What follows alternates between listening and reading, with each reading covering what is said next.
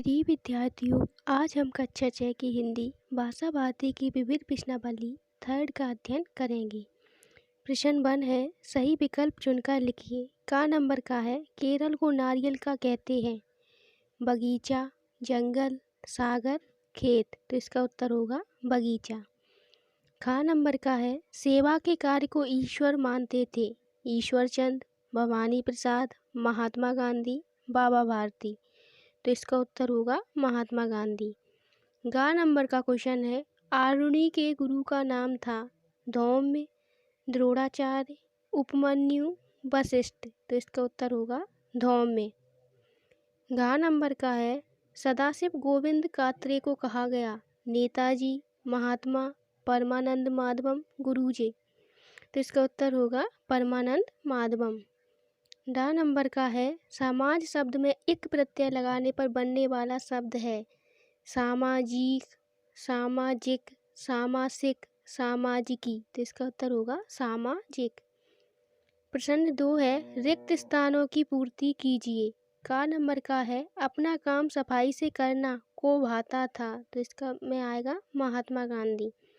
अपना काम सफाई से करना महात्मा गांधी को भाता था। खा नंबर का है, बसंत के स्वागत में गीत गाती है। तो इसमें आएगा प्रकृति भी। बसंत के स्वागत में प्रकृति भी गीत गाती है।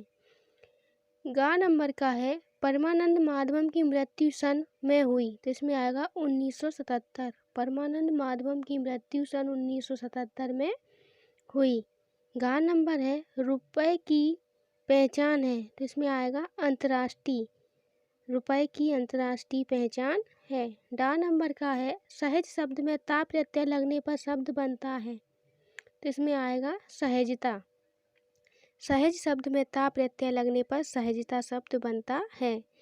प्रश्न 3 है, निम्नलिखित प्रश्नों के उत्तर एक शब्द या एक वाक्य में लिखिए। का नंबर का क्वेश्चन है, केरलवासी किस चीज़ के शौकीन हैं।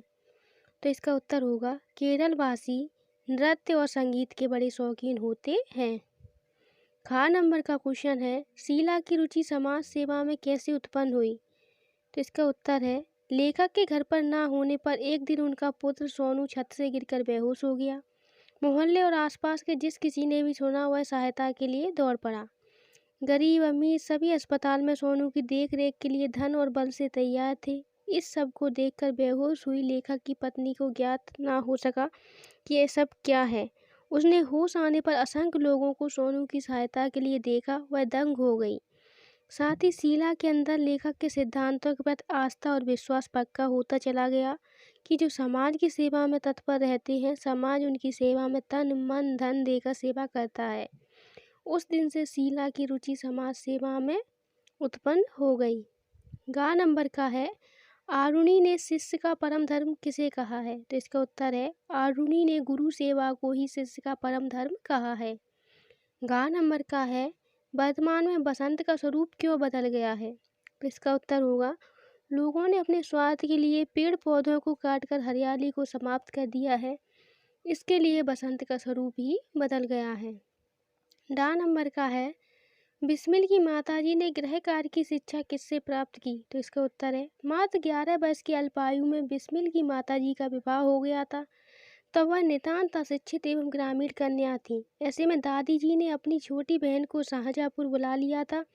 उन्हीं ने माताजी को गृह कार्य आदि की शिक्षा प्रदान की थी। 4 नंबर का है, अकर्मक और सकर्मक क्रिया का एक एक उदाहरण लिखिए। तो इसमें उत्तर है, नंबर 1 अकर्मक क्रिया, वह हंसता है। हंसना अकर्मक क्रिया है। नंबर 2 सकर्मक क्रिया, सीता पत्र लिखती है। इसमें लिखना सकर्मक क्रिया है। प्रश्न 4, निम्नलिखित प्रश्नों के उत्तर 3 से 5 वाक्यों में लिखिए। का नंबर का है, गांधी जी आश्रम में कौन कौन से काम स्वयं करते थे। तो इसका उत्तर होगा, गांधी जी अपने आश्रम में सूत काटते थे, वे कपड़ा बुनते थे, कपास धुनते थे, आश्रम के लोगों के भोजन के लिए अनाज में से कंकड़ चुनकर उसे साफ करते थे, अनाज से आटा बनाने के लिए चक्की भी घिसते थे, अनाज पीसते और पुस्तकों की जिल्द भी बहुत अच्छी तरह बनाते थे। खा नंबर का क्वेश्चन है, आत्म बलिदान एकांकी का मूल भाव स्पष्ट कीजिए। तो इसका उत्तर है, आत्म बलिदान एकांकी का मूल भाव यह है कि गुरु और शिष्य दोनों ही एक दूसरे के लिए समर्पित रहते हैं। गुरु को अपने शिष्यों के शारीरिक, बौद्धिक और आत्मिक विकास के लिए हर समय चिंता रहती थी। शिष्य भी आश्रम के सारे कार्यों की पूर्ति तन, मन तथा श्रद्धा से करते हैं। धौम ऋषि को अतिवृष्टि से खेत की मिट्टी बह जाने की चिंता है, परंतु आरुणि भी उन्हीं चिंता मुक्त करने का प्रयास करता है। मेड़ के कटाव में स्वयं लेट जाता है और मिट्टी के कटाव को रोक देता है। गुरु भी उसे तलाशते हुए विपरीत मौसम में जाते हैं। उन्हें उसके स्वास्थ्य की चिंता है। इस तरह गुरु और शिष्य दोनों परस्पर सेवा में समर्पित हैं। गा नंबर का है, हमीर ने कर्तव्य का महत्व किस प्रकार बताया है? तो इसका उत्तर है, हमीर रणथंभौर के राणा हैं। वे माहम शाह को अपने यहाँ शरण देने का वचन देते हैं। दिल्ली के बादशाह खिलजी ने उसे मामूली गलती के लिए फांसी की सजा देने का आदेश करके उसे जेल में बंद कर दिया। वह जेल से फरार होकर रणथंभौर पहुंचकर अपनी सुरक्षा की गुहार लगाता है, जिसे राणा अभयदान देते हैं। राणा हमीर के सामंत और सरदार सभी इसके विरुद्ध हैं, लेकिन राणा ने अपने क्षत्रिय और राजपूत होने की श्रेष्ठता बताते हुए उनकी सलाह नहीं मानी। उन्होंने शरणागत को सुरक्षा देना राजपूत का कर्तव्य बताया। उसकी पूर्ति के लिए अपनी आन बान शान की परवाह नहीं करते, यहाँ तक कि अपने प्राणों की आहुति देने से भी पीछे नहीं हटते। राजपूत धर्म की शरणागत वत्सलता एवं सर्वस्व समर्पण ही उनके लिए कर्तव्य पालन की बलवेदी है।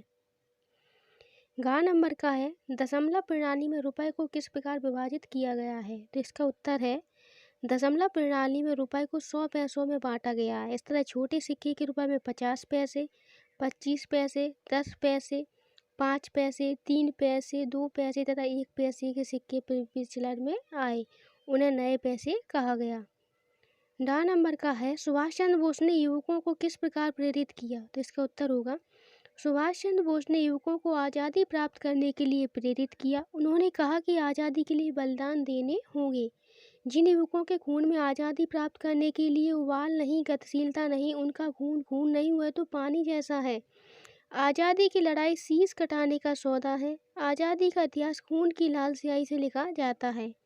इतना सुनते ही युवकों के चेहरे लाल पड़ गए। उन्होंने आज़ादी की लड़ाई के लिए कागज पर अपने खून से हस्ताक्षर कर दिए।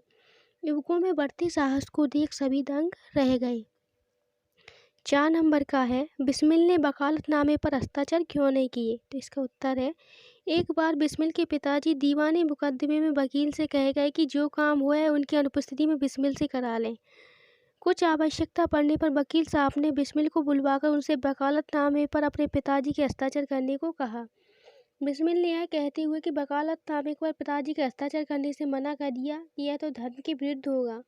सदैव सत्य के मार्ग पर चलने वाले बिस्मिल ने वकील साहब के यह समझाने पर भी हस्ताक्षर नहीं किए कि हस्ताक्षर न करने पर मुकदमा खारिज हो जाएगा। प्रश्न 5 है, निम्नलिखित पंक्तियों का आशय स्पष्ट कीजिए। का नंबर का है, कुछ लोग बातों से कमाते हैं, किसी का रुपया कमाई करता है, कुछ लोग दिमाग चलाकर कमाते हैं, दिमाग से कमाने वाले लोग जल्दी बुढ़ापा बुला लेते हैं, रक्तचाप और जोड़ों के दर्द से परेशान रहते हैं, लेकिन हाथ पैर चलाकर दिमाग से काम करने वाले कभी लाचार नहीं होते। तो इसका उत्तर है, आशय है, लेखक का तात्पर्य है कि धन कमाने के लिए लोग अलग अलग तरीका अपनाते हैं। कुछ लोग तो केवल अपनी बातों के बल पर धन कमा लेते हैं, अर्थात उनका कार्य केवल दलाली, बट्टी या कानूनी दाव पेच लड़ाकर धन इकट्ठा कर लेना है। दूसरी ओर वे लोग हैं जो धनवान हैं और उसके सहारे व्यापार या ब्याज बट्टे के काम से धन कमा लेते हैं। इनके अलावा कुछ लोग अपने दिमाग से ही धन कमा सकते हैं, लेकिन ऐसे लोग जल्दी ही बूढ़े हो जाते हैं। उन्हें रक्तचाप और हाथ पैर के जोड़ों का दर्द शुरू हो जाता है। लेकिन वे लोग जो अपने हाथ पैर से परिश्रम और बुद्धि के बल के योग से भी धन कमाने वाले होते हैं, ऐसे लोग प्राय किसी के सामने अपनी लाचारी नहीं दिखाते, वे स्वावलंबी होते हैं। खा नंबर का है, अभी तुम अधकिले पुष्प के समान हो, अगर तुम इसी पुष्प की भांति अविकसित अवस्था में मुझ जैसे पौधे से अलग कर दिया जाए तो मुझे भी दुख होगा। तो इसका उत्तर है, धौम्य अपने शिष्य उपमन्यु को बताते हैं कि वह उपमन्यु अभी आधे खिले फूल के समान है, वह अभी पूर्ण फूल नहीं बन सका। एक अधखिला फूल अपने पौधे से अलग कर दिया जाए तो वह अधखिला ही मुरझा जाएगा। उसका विकास तो हो सकेगा पर उसका जीवन भी खतरे में पड़ जाएगा। इसी तरह उपमन्यु अभी तक अविकसित फूल के समान है, उसे विकास के लिए अपने गुरु रूपी पौधे के आश्रय की जरूरत है। यदि उसे गुरु रूपी पौधे से अलग कर दिया गया तो पुष्प रूपी शिष्य उपमन्यु अपनी अविकसित अवस्था में अपने अस्तित्व के लिए अनिश्चय की स्थिति में आ जाएगा। प्रश्न 6 है, निम्नलिखित पंक्तियों का भाव स्पष्ट कीजिए। का नंबर का है, दुखी है मेरा मन कुछ तो अब दुख बांटो, जंगल ही जीवन है जंगल को मत काटो। तो इसका उत्तर होगा, बसंत के बदलते स्वरूप के प्रति चिंता व्यक्त करते हुए कवि कहता है कि बसंत के मन में व्याप्त कष्ट को थोड़ा बहुत आप संसार के लोग बांट लीजिए। जंगल से जीवन संभव है, इसलिए इन जंगलों को मत काटिए, वन लगाइए, जीवन बचाइए। खा नंबर का है, आज़ादी का संग्राम कहीं पैसे पर खेला जाता है, यह शीश कटाने का सौदा नंगे सर झेला जाता है। तो इसका उत्तर होगा, कवि कहता है कि स्वतंत्रता देवी के चरणों में वह जयमाला अर्पित की जाएगी जिसे तुम्हारे शीशों रूपी फूलों से गूंथा जाएगा। तुम्हें ध्यान रखना चाहिए कि आज़ादी की लड़ाई कभी भी पैसों के आधार पर नहीं लड़ी जा सकती। ये तो सिर कटाने का सौदा है, इस सिर कटाने के सौदे को नंगे सिर ही झेलना पड़ता है। प्रश्न 7 है, दो देशों की मुद्राओं के नाम लिखिए। तो इसका उत्तर है अमेरिका डॉलर, जापान येन। प्रश्न 8 है, वीर रस से ओतप्रोत किसी कविता की 4 पंक्तियां लिखिए। तो इसका उत्तर है, सारी जनता हुंकार उठी, हम आते हैं, माता के चरणों में यह लो हम अपना रक्त चढ़ाते हैं। प्रश्न 9 है, निम्नलिखित गद्यांश को ध्यान से पढ़कर नीचे दिए प्रश्नों के उत्तर लिखिए। अपने ही बल पर काम करने को स्वावलंबन कहते हैं। इस गुण के आ जाने से किसी सहारे की आवश्यकता नहीं होती। स्वावलंबी मनुष्य के पास आलस्य फटकता ही नहीं, स्वावलंबन कर्तव्य परायणता भी सिखाता है। स्वावलंबी के प्रति सभी की सद्भावना रहती है। ऐसे पुरुष का समाज, राष्ट्र और जाति में सम्मान व आदर होता है। इसका प्रश्न है, स्वावलंबन किसे कहते हैं? तो इसका उत्तर होगा, अपने ही बल पर काम करने को स्वावलंबन कहते हैं। नंबर 2 है, रिक्त स्थानों की पूर्ति कीजिए। स्वावलंबन भी सिखाता है, तो इसमें आएगा कर्तव्य परायणता। स्वावलंबन कर्तव्य परायणता भी सिखाता है। नंबर 3 है, स्वावलंबी पुरुष को किस से सम्मान मिलता है? तो इसका उत्तर है, स्वावलंबी पुरुष को समाज, राष्ट्र और जाति से सम्मान मिलता है। प्रश्न 4 है, उपयुक्त गद्यांश का उचित शीर्षक दीजिए। तो इसका उत्तर होगा स्वावलंबन।